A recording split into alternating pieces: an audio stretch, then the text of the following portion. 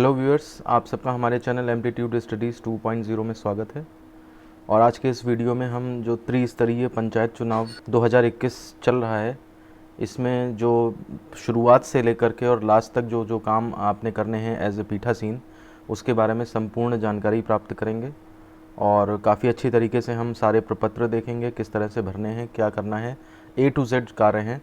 और इनको आप शुरू में देख लें वीडियो को, चुनाव में जाने से पहले प्रशिक्षण जब हो रहा है उसके साथ उस देख लें, उसके बाद देख लें जब भी आपको खाली टाइम मिले। इवन जिस दिन आप मतदान करवा रहे हों या उससे एक दिन पहले भी खाली टाइम अगर आपके पास है, तो इस वीडियो को अगर आप देखते रहेंगे तो आपको पता रहेगा कि क्या क्या चीज़ें जो हैं वो करनी है आपको। कोई उनमें से छूट तो नहीं रही है। कोई चेकलिस्ट अगर इस तरह की है तो हम आपको दे देंगे इसी वीडियो से, तो उससे आप पता कर सकते हैं कि कोई भी चीज़ आपकी जो है वो छूट ना जाए ऐसी, जो कि बाद में जिसे पूरा करना बहुत मुश्किल हो जाए। पोल डे पे भी क्या करना है एज ए पीठासीन, क्योंकि आपको पोलिंग प्रोसेस में डायरेक्टली भाग नहीं लेना होता है, तो आप खाली टाइम में इस वीडियो को देख सकते हैं और जो जो प्रपत्र बनाने हैं, जो जो काम आप कर सकते हैं जिससे कि आपका जो सामग्री है वो जल्दी से जमा हो जाए और आप जल्दी फ्री होकर के घर जा सकें, तो उन सारे कार्यों में ये वीडियो आपको बहुत ही उपयोगी होगा। तो इसलिए उसे शुरू से लास्ट तक ध्यान से देख लें और फिर उसके बाद जो है वो उसे समय समय पर उन भागों को देखते रहें।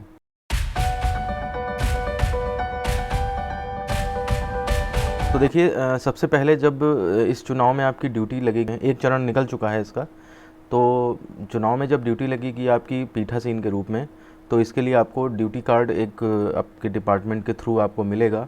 उस ड्यूटी कार्ड में ये लिखा होगा कि आपको किस दिन जा कर के कहाँ पर प्रशिक्षण प्राप्त करना है और आपका पार्टी संख्या उसमें लिखा होगा। तो वहाँ पर जा कर के जो प्रशिक्षण प्राप्त करेंगे वो प्रशिक्षण आप ढंग से प्राप्त करें, और उसकी डिटेलिंग हम यहाँ दे भी रहे हैं इस वीडियो में, तो उससे कोई घबराने की ज़रूरत नहीं है आपको। साथ ही साथ वहाँ पर जा कर के जब आप एंट्री में साइन करेंगे, आप वहाँ पर जो लिस्ट होगी पीठासीन की उसमें जब साइन करेंगे, तो साथ ही साथ ये भी देख लें कि कहीं पर कोई ऐसी लिस्ट तो नहीं चिपकी है जिसमें कि पूरी पार्टी के अन्य सदस्यों के बारे में भी जानकारी लगी हो। और अगर ऐसी लिस्ट है तो वहाँ से आप फ़ोन कर लें अपने P1 P2 और P3 को, ताकि वो सब एक साथ मिल जाएं और आप उनसे अंदर ही अंदर ये मन उनका जान लें कि उनका मन ड्यूटी करने का है या वो कटवाने के प्रयास में लगे हैं। इससे क्या होता है कि थोड़ा सा मेंटली प्रिपेयर पहले ही हो जाते हैं कि हाँ भाई, उस दिन मुझे जो है वो रिज़र्व से ये आदमी लगाना पड़ेगा, तो आप पहले से प्रिपेयर रहेंगे इस बात में। और एक टाइम डिसाइड कर लें कि देखिए मतपत्रों पे साइन करने हैं और 4 पदों में चुनाव हो रहा है, बहुत सारे मतपत्र साइन करने हैं, तो इसलिए कम से कम पीठासीन और P1 जो हैं वो एक पर्टिकुलर टाइम पे पहुंच जाएं, सुबह जल्दी 8-9 बजे तक या जो भी टाइम डिसाइड कर लें, ताकि सामग्री लेकर के और फिर उसमें मोहर लगाना शुरू कर दें। तो पहुंच करके सामग्री लेने में लगभग आधा घंटा लग जाता है, तो आधे घंटे के बाद आप P2 और P3 को भी बुला सकते हैं। और P2 अगर महिला है तो उसके साथ कोई अगर पुरुष आता है, साथ में उसका हस्बैंड, भाई या वगैरह, तो उसकी भी हेल्प आप मतपत्रों के पीछे जो शुभिन्नक मोहर होती है उसको लगाने में ले सकते हैं। तो ये शुभिन्नक मोहर जो है वो सारे मतपत्रों पर आप उसी दिन लगा लें जिस दिन पोलिंग पार्टी रवाना हो रही है, तो आपको काफ़ी बेनिफिट मिलता है। तो ये सब कार्य तभी हो पाएंगे जब आप अपनी पार्टी के बारे में पूरी जानकारी कर लेंगे। अगर कोई ऐसी लिस्ट डिस्प्ले नहीं हो रही है, तो फिर जब आप देखें कि काउंटर्स थोड़े खाली होने लगे हैं P1 P2 P3 की अटेंडेंस के, तो आप उन काउंटर्स पे जा कर के और अपनी पार्टी संख्या, जैसे 550 है आपकी पार्टी संख्या, तो 550 के आप पीठासीन हैं, तो आप 550 का P1 का फ़ोन नंबर वहाँ से ले लें, 550 पार्टी संख्या के P2 का फ़ोन नंबर ले लें और 550 के P3 का फ़ोन नंबर ले लें, और अपनी तरफ से जो है वो उनको फ़ोन करके और एक टीम का गठन कर लें। सबको व्हाट्सएप ग्रुप बना लें या व्हाट्सएप पे सब एक दूसरे से हाय हेलो करते रहें, ताकि एक वो लगे, संबल मिलता है, एक मतलब काम करने की इच्छा शक्ति लगती है कि हाँ भाई सारे ठीक लोग हैं और ड्यूटी कटाने में ज़्यादा ध्यान न रहें। क्योंकि अगर ड्यूटी किसी की कटाने में लगा है कोई, तो ड्यूटी जो है वो शाम के 2-2:30 बजे से पहले लगती नहीं है और तब तक सारा काम रुका रहता है। तो इस बारे में आप मेंटली प्रिपेयर हो लें कि कोई अगर आदमी ड्यूटी कटाना चाहता है तो फिर उसको बिल्कुल एकदम कटाने के लिए छोड़ दें और बाकी 3 लोग मिल करके काम अपना पूरा करता रहें, ताकि बाद में जो है वो उस दिन आपको पता लगेगा पोल डे के दिन या पोल डे से एक दिन पहले, तो फिर आप इन्हीं चक्करों में लग जाएंगे, ड्यूटी किसी और की लगवाने के चक्कर में या इन चक्करों में। तो वो चीज़ आप अपने सेक्टर मजिस्ट्रेट पे छोड़ दें, वो आपके लिए पोलिंग पार्टी पूरी कराएंगे। बस आप उनको इन्फॉर्म कर दें कि हाँ भाई ये फलाना आदमी जो है वो नहीं आया है, तो वो उनकी जिम्मेदारी है, वो आप RO से ड्यूटी लगवाएंगे और पार्टी पूरी करेंगे। आप अपना बैठ के मतपत्रों पे मोहर लगाते रहिए, क्योंकि ये काम अगर नहीं किया आपने तो पोल डे के दिन बहुत सारी दिक्कत आने वाली है आपको। तो ये इस तरह से आपने प्रशिक्षण अपना प्राप्त कर लिया, और अब प्रशिक्षण प्राप्त करने के बाद उसमें आपको बता दिया जाएगा कि, बल्कि ड्यूटी कार्ड में ही लिखा होगा कि रवानगी का स्थल कहाँ पे है और साथ ही साथ कितने बजे पहुंचना है। तो हालांकि वैसे 6 बजे टाइम लिखा रहता है, लेकिन 8-9 बजे तक पहुंच जाएं आप, और रवानगी का स्थल जहाँ पे है वहाँ से वहाँ तक जाने की व्यवस्था कर लें। और ये भी देख लें कि जब आप अगले दिन रात में वहाँ से छूटेंगे तो आप किस तरह से आएंगे, अपने व्हीकल से आएंगे, कोई गाड़ी बुक करेंगे, टेम्पो बुक करेंगे, या जो भी करेंगे वो आपको अपना हिसाब किताब देख लें। तो कहाँ पर है रवानगी का स्थल वो भी आप इधर उधर से पता कर लें कि जिससे कि आपको उस दिन जो है वो समस्या का सामना न करना पड़े। तो ये इतने काम ऐसे थे जो कि आपको जब आपको ड्यूटी कार्ड मिलेगा पहला, उस दिन से लेकर के और रवानगी के दिन तक के जो काम थे वो आपको ये इस तरह से करने थे। साथ ही साथ मैं ये भी बता दूं कि अगर आपको ट्रेनिंग में पीठासीन का थैला मिल जाता है तो उस पीठासीन के थैले में आप जितने भी लिफाफे हैं उनको सबको पहले ही बना लें। मैं इस वीडियो में आपको डिस्क्रिप्शन में लिंक दे दूंगा सारी चिटों का। उन चिटों को देख करके आप ये लिफाफे पे लिख भी सकते हैं, और अगर मान लिया आपको लिफाफा नहीं मिलता है तो आप इन चिटों के प्रिंट आउट निकाल लें, और प्रिंट आउट निकालने के बाद जा करके वहाँ पर सीधे सीधे लिफाफों पे डायरेक्ट चिपका दें, जिससे कि आपका काफ़ी टाइम बचेगा। तो लिंक डिस्क्रिप्शन में दे दूंगा मैं उनका, वो चिट आप उसकी PDF डाउनलोड कर लें और उसका प्रिंट निकाल लेंगे।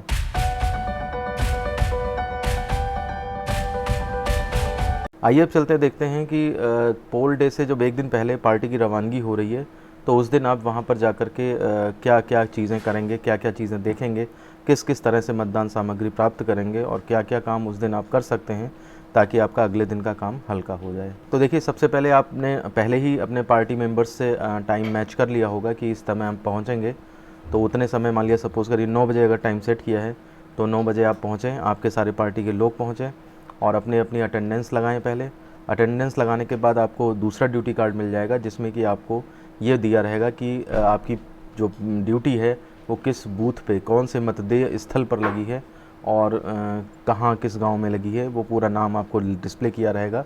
यही नाम आपको जो है वो अपने सारे लिफाफों पर भी लिखना होगा, जो कि आप उसी दिन लिख पाएंगे या अगले दिन लिख पाएंगे। तो इसी तरह से जब चारों लोग अपनी ड्यूटी प्राप्त कर लेंगे, उसके बाद जो है वो पीठासीन और P1 यानी कि पोलिंग ऑफिसर 1 जो है मतदान अधिकारी प्रथम, ये दोनों लोग जा कर के अपना जो है वो सामग्री लेंगे, और P2 P3 को आप जो है वो जो आपके बैग वगैरह हैं उनके साथ आप टेंट के नीचे बैठा दीजिए, एक ऐसी जगह पे देख के कि जहाँ पर धूप दिन तक ना आए।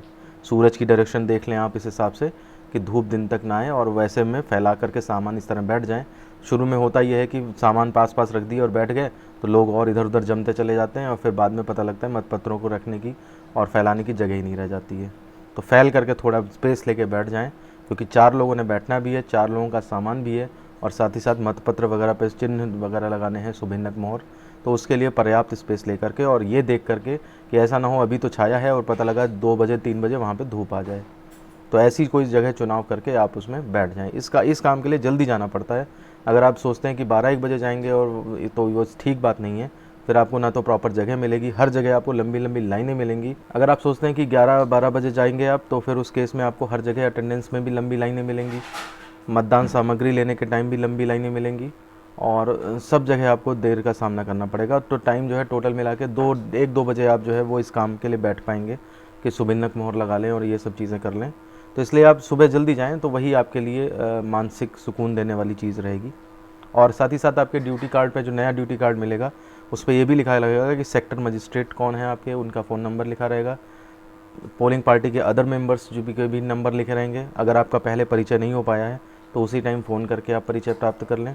सेक्टर मजिस्ट्रेट को भी इन्फॉर्म कर दें कि मैं आ चुका हूँ और सामग्री मैं लेने जा रहा हूँ, और साथ ही साथ वाहन संख्या भी लिखी रहेगी आपकी, तो किस वाहन से आपको जाना है अपने पोलिंग स्टेशन तक वो भी आपको पता लग जाएगा। तो ये सारी चीज़ें आपको वहाँ पर पहुँच करके और करनी है, ये सब व्यवस्थाएं बना लेनी है। इसके बाद अब हम आते हैं कि आपको क्या क्या सामान लेना है, क्या क्या किस तरह से करना है, उसके बारे में हम डिटेल में देखते हैं।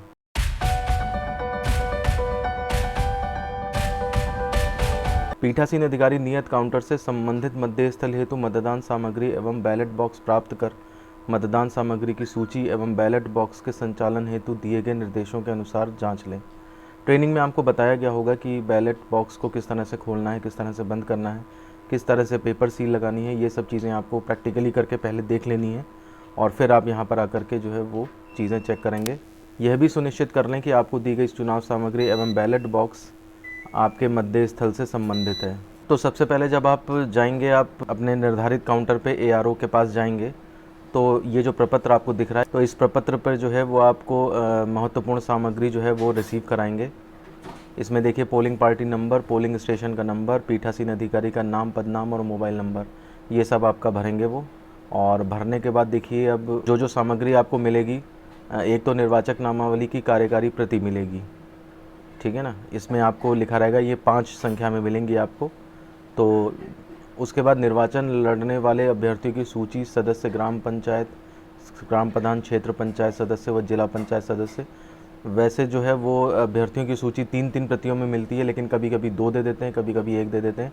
बहरहाल वो जितना देंगे वो आप ले लेंगे, उसमें उतना ही लिखा होना चाहिए, तो ये ध्यान से देख लेंगे। फिर आपको पेपर सील देंगे वो इस हिसाब से, यहीं से मिल जाएंगी आपको ARO के पास से। और 2 मतपेटी के लिए 4 लगभग जो है वो पेपर सील आपको मिल जाएंगी। तो उनके क्या क्या क्रम हैं ये सब ध्यान रख लें, चेक कर लें, वही पेपर सील मिल रही हैं आपको।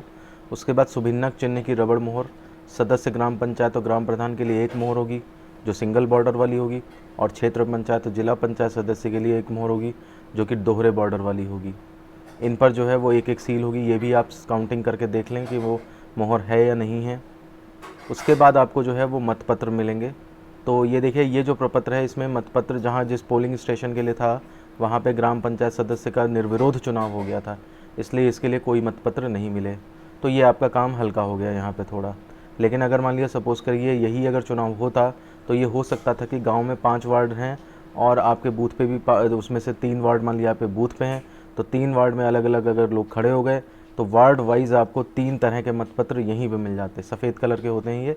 तो इस वार्ड के लिए आपको मान लिया 150 मिल गए, दूसरे वार्ड के लिए 150 और मिल गए, तीसरे वार्ड के लिए 150 और मिल गए, और इस तरह से आपको 3 तरह के जो है वो बैलेट पेपर आपको मिल जाते। तो ये काम थोड़ा P2 का बढ़ जाता है यहाँ पे। लेकिन इस केस में जो है जो आपको स्क्रीन पे दिख रहा है, तो इस केस में उसका काम हल्का हो गया था, सदस्य ग्राम पंचायत की पोलिंग होनी ही नहीं थी। तो ये ध्यान दीजिए, जिस तरह के जितने वार्ड हैं वो आप मतदाता सूची में देख लें और उस हिसाब से जो है वो काम करें। मतदाता सूची के बारे में मैं अभी बताता हूँ आपको कि किस तरह से आपको उसमें चेक करना होता है। इसके बाद देखिए ग्राम प्रधान के लिए कौन कौन से क्रम संख्या से क्रम संख्या तक वो आपको मतपत्र मिलेंगे, तो वो चेक कर लीजिए, इतने क्रम से इतने क्रम तक इतने मिलेंगे। तो एक साथ यहाँ पे जैसे लिख दिया गया है, आप देख लें उसे 100-100 की गड्डी हैं या 50-50 की गड्डी हैं, उस हिसाब से। इसी तरह से देखिए क्षेत्र पंचायत सदस्य के लिए आपको कौन कौन से मतपत्र मिले हैं। कभी कभी जो है कॉम्प्लिकेटेड मैनर में मिल जाते हैं, बहुत सारे वो मिल जाते हैं, तो मतपत्र लेखा बनाने में दिक्कत होती है। लेकिन अगर आप ढंग से समझेंगे तो ऐसी कोई प्रॉब्लम नहीं आएगी। चौथे नंबर पे जिला पंचायत सदस्य के लिए कितने मतपत्र हैं, तो ये आप देख लें कि वो मतपत्र जो है वो इस तरह से हैं। अब उपरोक्त सामग्री जांच कर प्राप्त की, यहाँ पे आपके साइन ले लिए जाएंगे। लेकिन आप एक काम ये करें कि इसमें से जो आपको यहाँ पर निर्वाचक नामावली की कार्यकारी प्रति मिली है, इस प्रति में देख लें। मैं आपको दिखाता हूँ कि इसके अंदर क्या कैसा होता है। देखिए ये मतदाता सूची है, जैसे एक एग्ज़ाम्पल दिया है, इसमें जो है वो 2021 है और ज़िला कौन सा है, विकासखंड कौन सा है लिखा रहेगा, ग्राम पंचायत लिखा रहेगा, मतदान केंद्र, मतदान स्थल। ध्यान दीजिए, मतदान केंद्र के अंदर कई मतदान स्थल हो सकते हैं। मतदान केंद्र जैसे कोई स्कूल हो गया प्राइमरी, और मतदान स्थल उसके अंदर 3 हो गए, तो कक्ष संख्या 1, कक्ष संख्या 2, कक्ष संख्या 3। तो मेन चीज़ मतदान स्थल होता है, पोलिंग स्टेशन नंबर होता है। ये मतदान केंद्र कहीं कहीं पर डालने को कहा जाता है तो डाल दीजिए, अदरवाइज़ मेन जो है आपका आइडेंटिफिकेशन वो इसी के थ्रू होता है। अब देखिए यहाँ पर लिखा है संबद्ध वार्ड कौन कौन से हैं, 1, 2, 3, 4, यानी कि आपको जो पोलिंग करानी है वो 1, 2, 3, 4 वार्ड की करानी है। अब इसमें कौन कौन से ग्राम हैं सम्मिलित, तो वो ग्राम जो है वो इस तरह से सम्मिलित हो गए हैं। वार्ड संख्या कौन सी आ रही है, BDC का वार्ड वो जो आपका है वो 3 है यहाँ पे। तो आप ध्यान रखिए कि BDC के लिए वार्ड अलग होंगे और ग्राम के अंदर के वार्ड अलग होंगे। अगर मान लिया सपोज़ करिए पहले पे सदस्य ग्राम पंचायत के लिए खड़ा है आदमी, दूसरे के लिए अलग खड़े हैं लोग, तीसरे के लिए अलग खड़े हैं, चौथे के लिए अलग खड़े हैं, तो आपको 4 तरह के सदस्य ग्राम पंचायत के मतपत्र मिलेंगे, यानी कि सफ़ेद वाले 4 मतपत्र मिलेंगे। और अगर मान लिया सपोज़ एक ही एक आदमी खड़ा है तो निर्विरोध हो जाएगा, तो उस केस में किसी पद के लिए कोई मतपत्र नहीं मिलेगा। लेकिन बीडीसी का वार्ड संख्या 3 है तो उसके लिए वोट जो है ये सब लोग डालेंगे। तो इसलिए जब आप ये देखें मतदाता सूची तो उसमें कौन कौन से वार्ड के वोट पड़ने वो देख लें आप। फिर इसमें नीचे देखिए आपका क्रम संख्या, मकान नंबर, निर्वाचक का नाम, पिता पति माता का नाम, लिंग, आयु, ये सब चीज़ें दिए रहती हैं। और यहाँ पर जो है वो आपका वार्ड 1 के लिए जैसे 2 पेज हो गए, ठीक है ना, या वार्ड 2 के लिए फिर अगला पेज पलटेंगे तो वार्ड 2, फिर अगला पेज करेंगे तो वार्ड 3, वार्ड 4, ऐसे करके 4-5 पेज इसमें लगे रहेंगे। तो ये मतदाता सूची में आप देख लें कि जिस वार्ड के लिए है उसी वार्ड के लिए आपको जो है वो प्रत्याशियों की सूची दी है या नहीं दी है। तो यहाँ पर निर्वाचन लड़ने वाले अभ्यर्थियों की सूची, सदस्य ग्राम पंचायत, ग्राम प्रधान, क्षेत्र पंचायत, जिला पंचायत सदस्य, चारों के लिए वोटिंग हो रही है। तो यानी कि 4 तरह की अभ्यर्थियों की सूची दे देंगे वो, और कितनी कितनी प्रतियों में देते हैं वो डिपेंड करेगा। तो आप ध्यान रखिए कम से कम 1 प्रति तो ज़रूर होनी चाहिए आपके पास, नहीं तो आप पता ही नहीं कर पाओगे कितने लोग खड़े हो रहे हैं, मतपत्र मेरे सही है या नहीं। अब आगे एक एक करके देखें कि जैसे आपको सदस्य ग्राम पंचायत का मिला है मतपत्र, तो सूची में देख लें कि कौन से वार्ड से कितने लोग खड़े हैं। तो अगर मान लिया पहले वार्ड से जो है वो 3 लोग खड़े हैं, तो जो पहले वार्ड के मतपत्र मिले उनमें 3 चिन्ह हैं या नहीं, और वही चिन्ह हैं जो उनको वहाँ पे अलॉट हुए हैं। ऐसे ही दूसरी ग्राम पंचायत है तो उसके लिए जो 5 लोग खड़े हैं तो वहाँ पे दूसरी ग्राम पंचायत के 5 चिन्ह वाला आपको मिला है बैलेट पेपर या नहीं। ऐसे ही तीसरा, चौथा या जितने वार्ड हैं, उसके बाद ग्राम प्रधान के लिए देख लीजिए कि जो मतपत्र मिले हैं यहाँ पे, और ग्राम प्रधान के लिए जो लोग खड़े हैं, मान लिया 10 लोग खड़े हैं और मतपत्र आपको यहाँ मिला 9 लोगों का, तो ये गड़बड़ है, आप इसको सही कराएं, वहाँ पे सही मतपत्र लेकर जाएं। ऐसे ही क्षेत्र पंचायत सदस्य में भी मान लिया 5 लोग खड़े हैं, आपको मतपत्र मिल गया 4 ही का, तो फिर गड़बड़ है। ऐसी जिला पंचायत सदस्य में भी देखेंगे आप मतपत्र, तो ये मतपत्र इस तरह से चेक किए जाते हैं। साथ ही साथ ये भी देख लें कि अगर आपके मतदाता सूची में टोटल वोटर जो हैं वो 700 हैं मान लिया, तो आपको मिनिमम जो है वो सब तरह के जो हैं वो 700 वोट तो चाहिए। जिला पंचायत के 700 चाहिए, क्षेत्र पंचायत के 700 मतपत्र चाहिए, और ग्राम प्रधान के 700 चाहिए। अब सदस्य ग्राम पंचायत में अगर आपके पास 4 वार्ड हैं, यहाँ पे मान लिया 150-150 वोटर है हर एक में, या 200-200 वोटर हो, 200-200 वोटर करके मान लिया सपोज 4 वार्ड हैं, लास्ट वाले में 100 ही वोटर आएंगे, तो उस केस में आपको उन चारों से रिलेटेड मतलब 200, जैसे 200 पहले के हैं तो मिनिमम 200 मतपत्र होने चाहिए। दूसरे वार्ड में 150 लोग हैं अगर, तो दूसरे तरह के 150 मतपत्र मिनिमम होने चाहिए, कि मतलब सारा वोटर भी आ जाए अगर वोट देने, तो आप वो पोलिंग करा ले जाएं। तो सदस्य ग्राम पंचायत में देखना पड़ेगा वार्ड वाइज जितने मतपत्र चाहिए। वो देखिए, ये चीज़ें आपको देखने में कॉम्प्लिकेटेड लग रही होंगी और आप सोचोगे कि वो तो सही ही देंगे, हमें कम क्यों देंगे, लेकिन ऐसा नहीं है। मैं इसका भुक्तभोगी हूँ और मैंने ये चीज़ देखी, चेक करी, और फिर पूरे मतपत्र एक्स्ट्रा लिए। इस काम में आपके 1-2 घंटे चले जाएंगे। तो उनको कह दें आप लेने के लिए, नहीं मानते हैं वो लोग तो सेक्टर मजिस्ट्रेट से कहें या आरओ से कहना पड़े, लेकिन आप पूरे मतपत्र लेकर ही जाएं, क्योंकि पोलिंग का पता नहीं है। इस चुनाव में पोलिंग ज़बरदस्त हो जाती है, कई बार फर्जी वोट डालने की भी कोशिश होती है। पता लगा 500 वोटर है और पता लगा 450 या 450 तक वोट पड़ सकते हैं जाकर के मैक्सिमम। तो इसलिए जो है वो इस बारे में कतई कोताही न बरतें, और ये चीज़ जो है वो एग्जैक्टली आप अपनी चेक कर लें। तो इस तरह के प्रपत्र पे जो है वो आपको सामग्री, ये सारी सामग्री मिलेंगी। और साथ ही साथ एक और महत्वपूर्ण चीज़ जो रह जाती है कि धातु की जो सील होती है, जिससे आप वो करेंगे, अपने लिफाफों को सील करेंगे लाख से, वो चीज़ भी आपको इसी काउंटर से मिलेगी। उसको संभाल के आप रख लें। ये मान के चलिए अगर आप वो नहीं जमा कर पाए लास्ट में, तो आपका जो है वो सामग्री जमा होना बहुत मुश्किल हो जाएगी, क्योंकि सबसे महत्वपूर्ण वही चीज़ है जिससे कि आपने लिफाफों को सील किया है, वो धातु मुद्रा जिसे कहते हैं। छोटा सा एक ब्रास की सील होती है, उसको बड़े ध्यान से आप ये ध्यान रखें, वो मतपत्र पर मोहर लगाने वाली सील, एरो क्रॉस सील जिसे कहते हैं, वो इतनी ज़्यादा इम्पॉर्टेंट नहीं है जितना कि ये आपकी धातु मुद्रा। एक और चीज़ भी है कि ये देख लें, मतदाता सूची की सभी प्रतियां पूर्ण व सभी प्रकार से समान हैं। कहीं ऐसा तो नहीं है कि कोई मतदाता सूची की 5 प्रतियां दी, 3 प्रतियां तो ठीक हैं, 2 में जो है 2-2 पेज कम हैं और उसी क्षेत्र की हैं जिससे मैं मतदान कराने जाना है। कहीं ऐसा ना हो एआरओ लेवल पे कुछ गड़बड़ हो जाए और फिर उसका खामियाजा आपको भुगतना पड़े, क्योंकि बाद में डांट आपकी पड़ेगी कि आपने सामग्री सही से क्यों नहीं ली।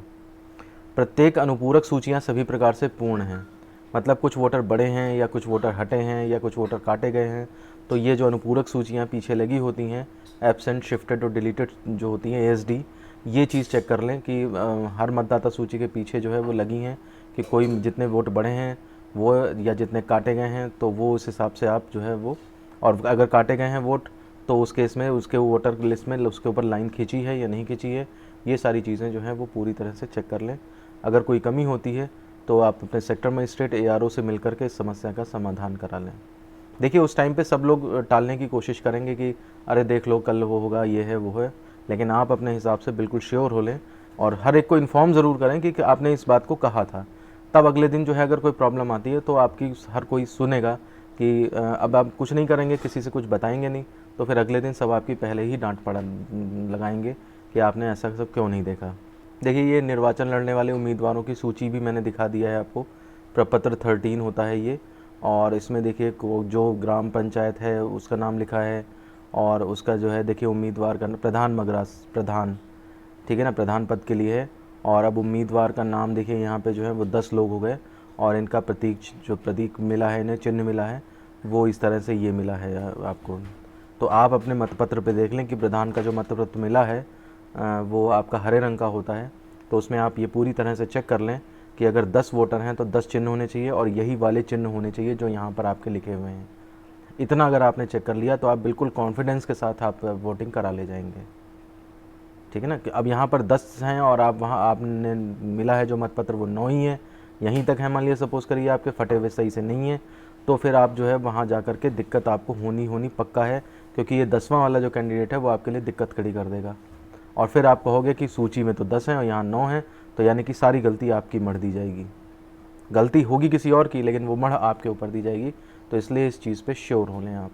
अब इसके बाद देखिए अगर आपको थैला मिल चुका है तो थैला जो मिलता है पीठासीन का, उसमें देखिए ये एक प्रपत्र होता है जिसमें कि क्या क्या सामान उस थैले में रखा है, प्रपत्र 41 का कहते हैं इसे।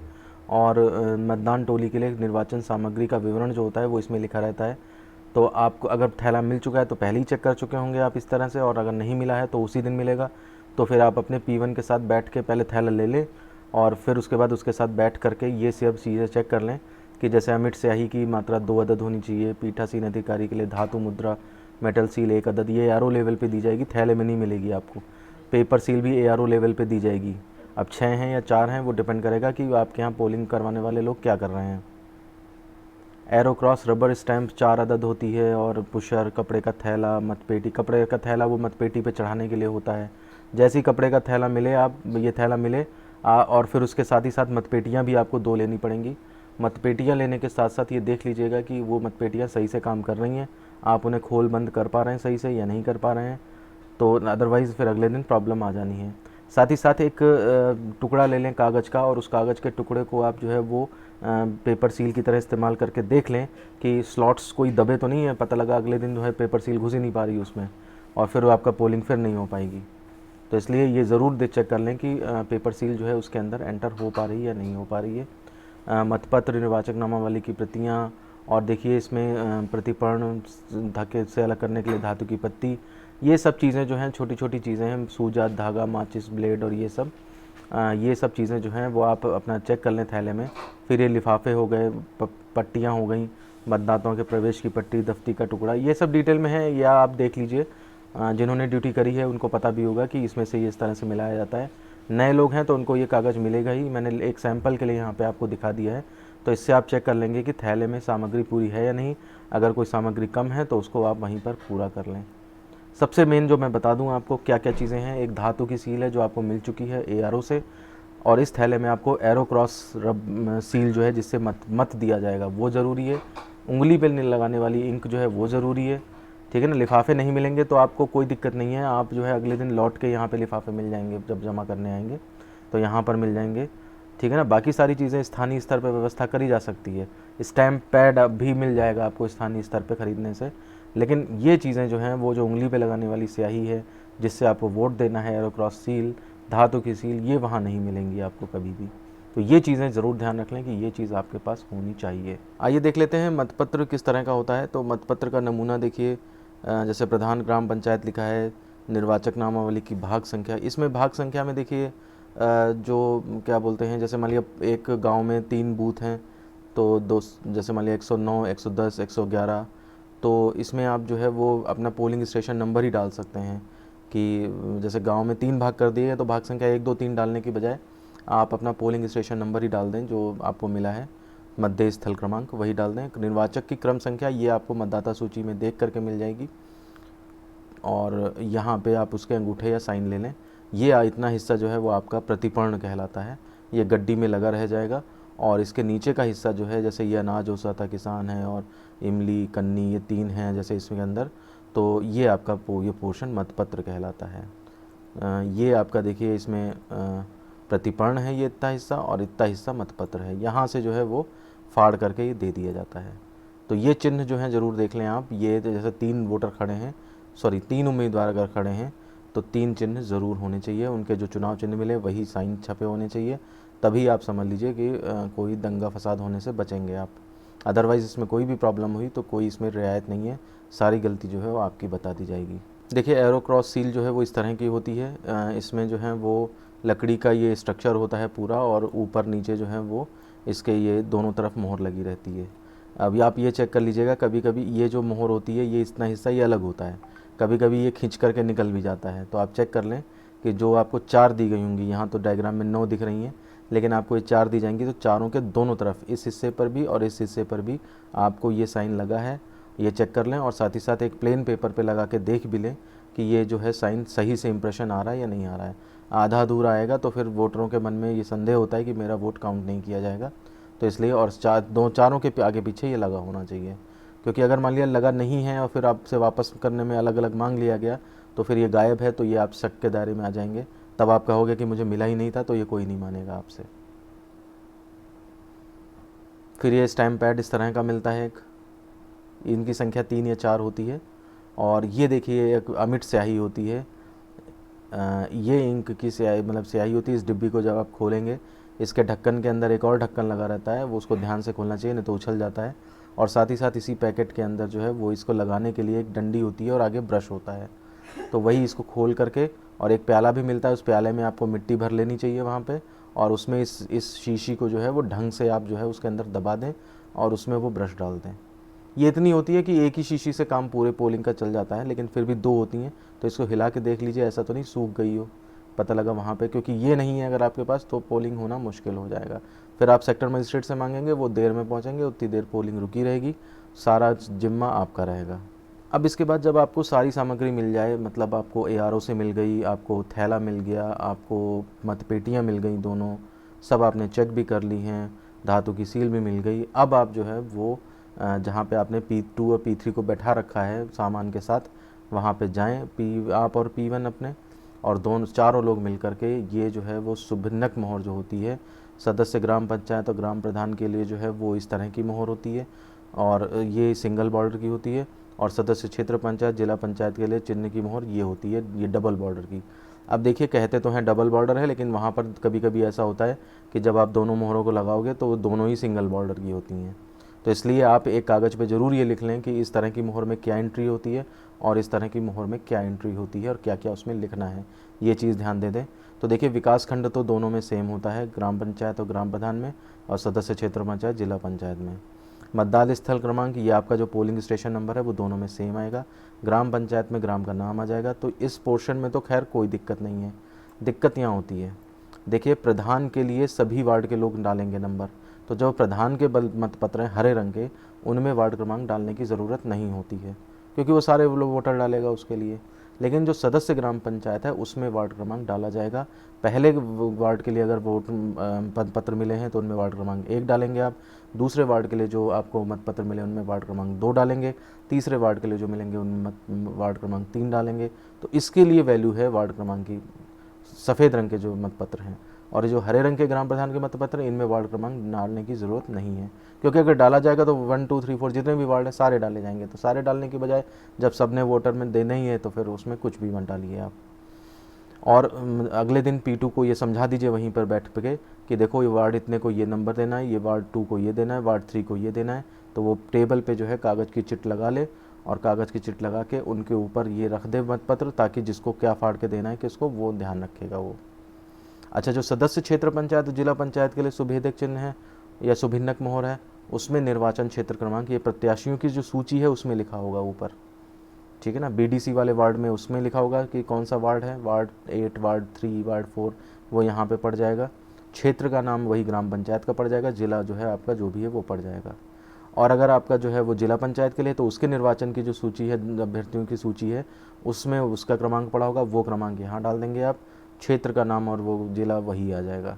तो ये ध्यान से देख लीजिए कौन सी मोहर है। अब आप अपने P3 को कह दीजिए कि वो सब पे मोहर लगाता जाए।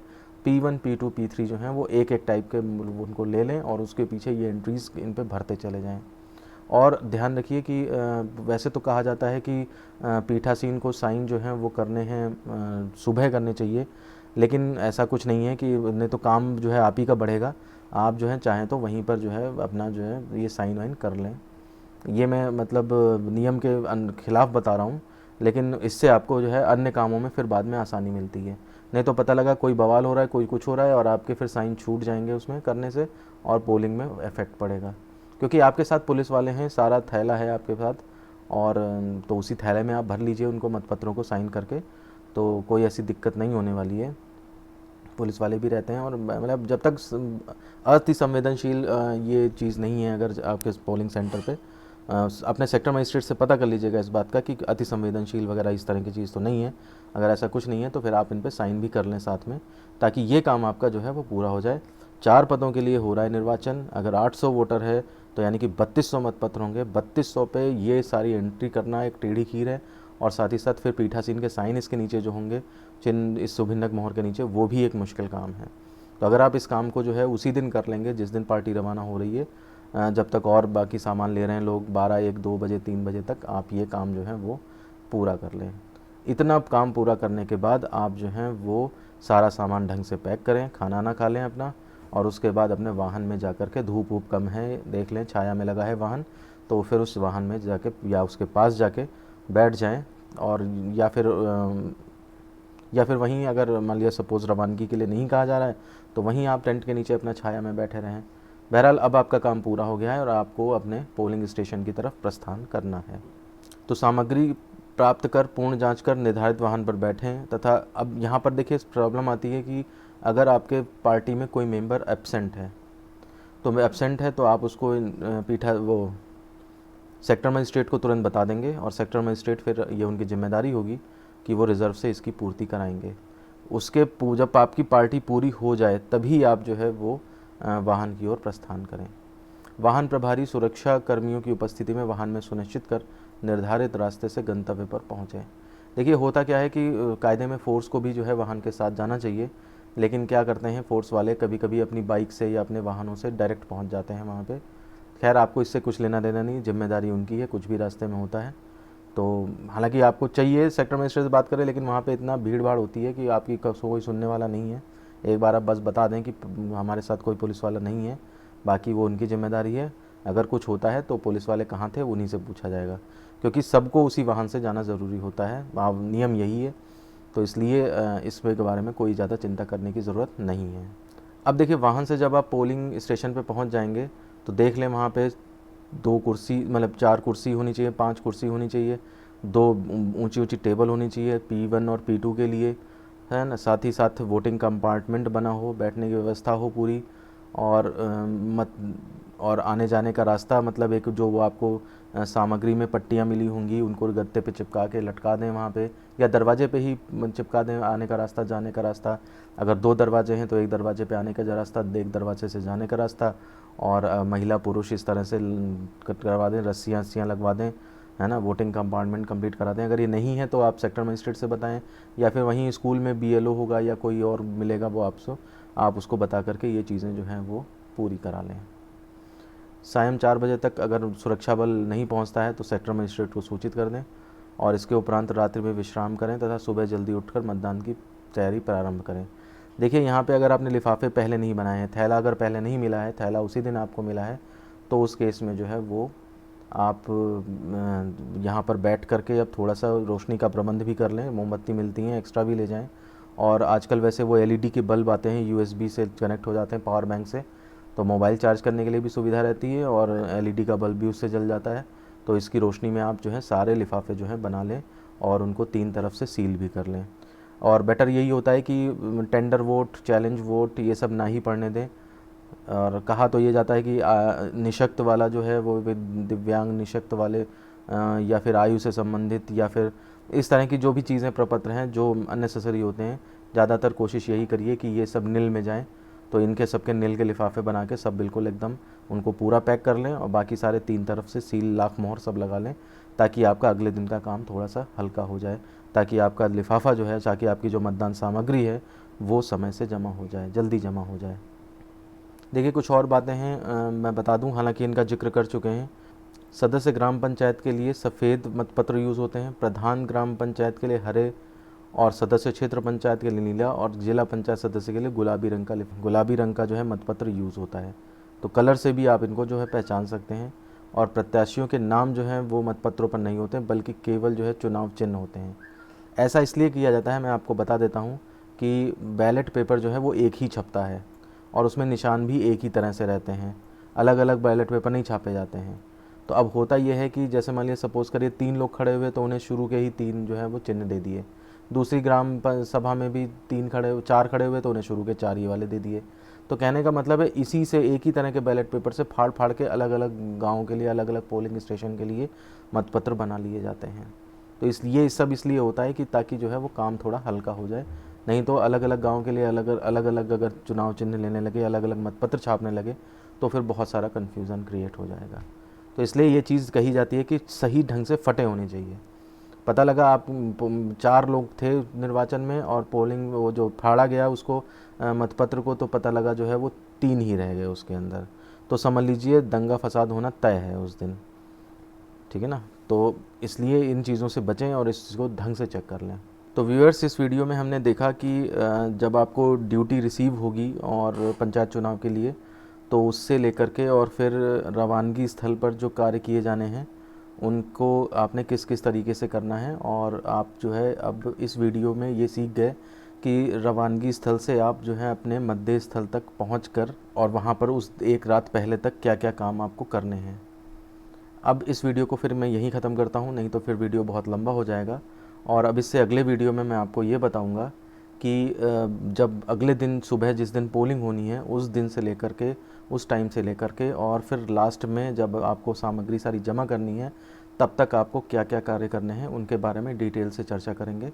तो वो आपसे फिर हम नेक्स्ट वीडियो में इसके बारे में बात करेंगे। तो फिर इस वीडियो को फिर हम यहीं पर ख़त्म करते हैं। धन्यवाद।